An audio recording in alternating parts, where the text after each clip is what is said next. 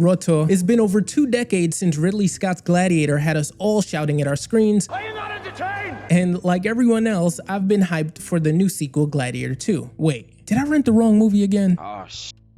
Here we go again. Introducing Gladiators, the knockoff you didn't know you needed. Released just in time to ride the wave of excitement for Gladiators 2. This mockbuster takes bits and pieces from the epic that we all know and love and puts its own unique twist on things. I mean, I was expecting to see epic battles, political intrigue, and larger than life characters, and what I got was, well, you'll see.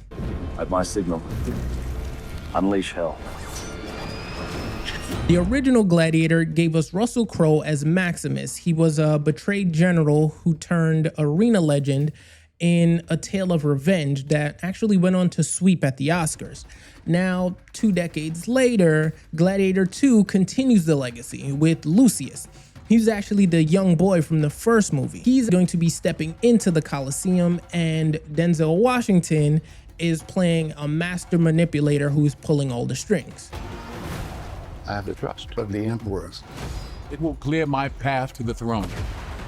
You will be my instrument. Now, the mockbuster Gladiators picks bits and pieces from the original, the Coliseum battles, the revenge-fueled plot, even the betrayed gladiator. But instead of weaving these into an intricate storyline, it's more like someone hit shuffle on the plot threads. Have you ever had a dream you could do anything? I mean, case in point, our hero Cassius, or Cassias, more on that later. He gets tangled in a convoluted conspiracy involving assassins, double-crossing councilmen, and a secret sibling twist. So, I mean, borrowed, definitely, but I mean, it's pure mockbuster magic in the way that it flips your expectations. While Ridley Scott gave us breathtaking set pieces and methodical storytelling, Gladiators takes a different route. If you didn't know, mockbusters are like the cinematic equivalent of that off-brand cereal you see at the grocery store. It kind of looks the same, but the taste is questionable at best. These aren't parodies, they take themselves seriously, and sometimes a little too seriously. And that's where the fun begins. Okay. The movie Gladiator opens with a roaring crowd chanting Cassius, Cassius. But isn't it Cassius? I mean, subtitles would confirm the latter, but I'm already questioning my reality. Like, is the movie trolling me, or have I been saying this name wrong for years? As I mentioned before, the fighting isn't half bad, and Cassius, or Cassias, wins his battle and earns his freedom. No longer a slave. I beg leave to marry my beloved. I'm a free man. And this really true. The emperor decides to reward him with a job, training the prince. But first, Cassius takes a short leave to marry his beloved Thea. Cue disaster. At their engagement ceremony, a mysterious assassin who might as well be Agent 47 from Hitman shows up and kills everyone, including Thea. What comes next is our first Oscar-worthy performance. Thea! Cassius screams and punches the ground and writhes in the dirt like he just missed the bank's deadline and got hit with an overdraft fee. I mean, the pain, the anguish, the overacting. Naturally, our hero's gonna want revenge. He is dead. Find the one who's responsible, and I will kill them. What he doesn't know is that the assassination was set up by 2 scheming councilmen, Lucius and Septimus. They even tried to kill Cassius as part of their plan. So when that failed, they framed him for Thea's murder. Classic. Meanwhile, Cassius visits a weaponsmith who identifies the assassin's blade as belonging to the Zaragoza. They're a group of bandits who's led by a guy named Ferox. I need the origins of this blade. That's the mark of the Zaragoza. Killers for hire, led by a man named Ferox.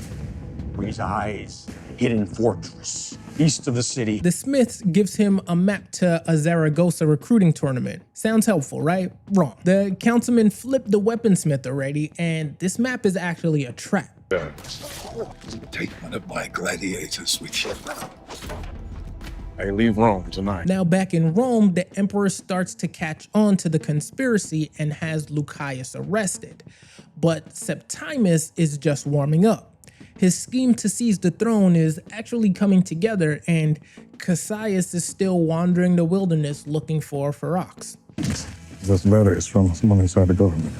So this is where we get another major plot twist. We find out that the gladiator who's been traveling with Cassius has been a woman this whole time. Oh, DD, oh, what it is? Oh, DD, what it is? Because I mean, she totally looks like a man, right? Right.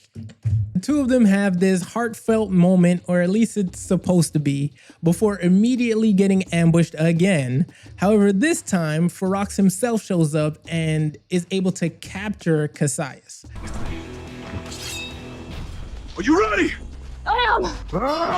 It was at this point while watching this mockbuster that I gained an appreciation for movies that are considered epics, like Gladiator, Gladiator 2, you know, Dune, The Postman, because this movie felt like it was in a rush to get to the end credits.